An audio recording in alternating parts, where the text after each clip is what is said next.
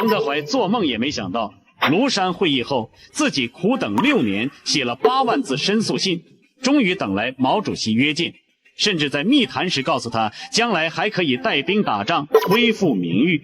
可就在他以為守得雲開見月明時，毛主席送他出門時的一句話，卻瞬間把他從天堂打入地獄。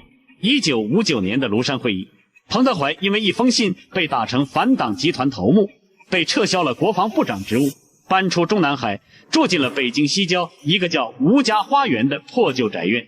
從此，這位曾經橫掃朝鮮戰場的元帥開始了漫長的幽居生活。彭德懷每天清晨起床，扛着鋤頭去菜地翻土、播種、施肥。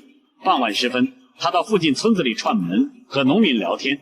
晚上回來，他就趴在桌上寫信，寫給毛主席，寫給黨中央，反反复复的解釋、申訴、請求見面。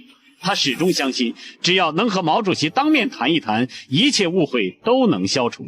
他甚至花了幾個月的時間，寫了一封8萬2千字的長信，把自己一生的經歷和功過是非全部寫進去，請黨來審查。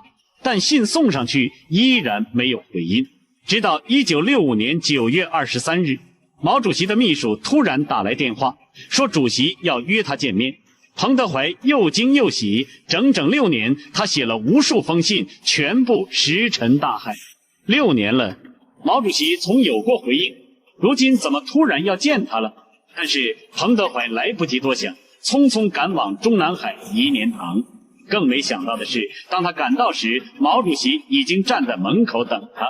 毛主席看着眼前這個黑瘦憔悴、兩鬢斑白的老部下，說了一句：“幾年不見，你顯老了。”隨後，毛主席進入了正題，他對彭德懷說：“現在要建設戰略後方，準備打仗。西南最重要，派他去當3線建設的副總指揮，將來還可以帶兵打仗，恢復名譽。”這句話瞬間讓彭德懷的心驟然收緊。接下來，他們密談了5個小時。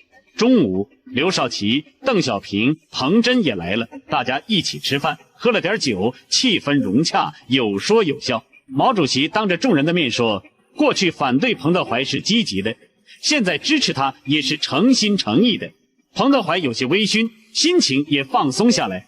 6年的堅持，6年的等待，終於等來了這一天。然而，就在他起身告辭，毛主席送他出門時，卻突然問了一句話，讓他瞬間僵在原地，如墜冰窟。回家後，彭德懷翻來覆去想了整整2天，都想不出來毛主席為什麼會那麼問他。毛主席到底問了什麼？為什麼會讓剛剛還沉浸在喜悅中的彭德懷如墜冰窟？請點進主頁，下集為您揭曉。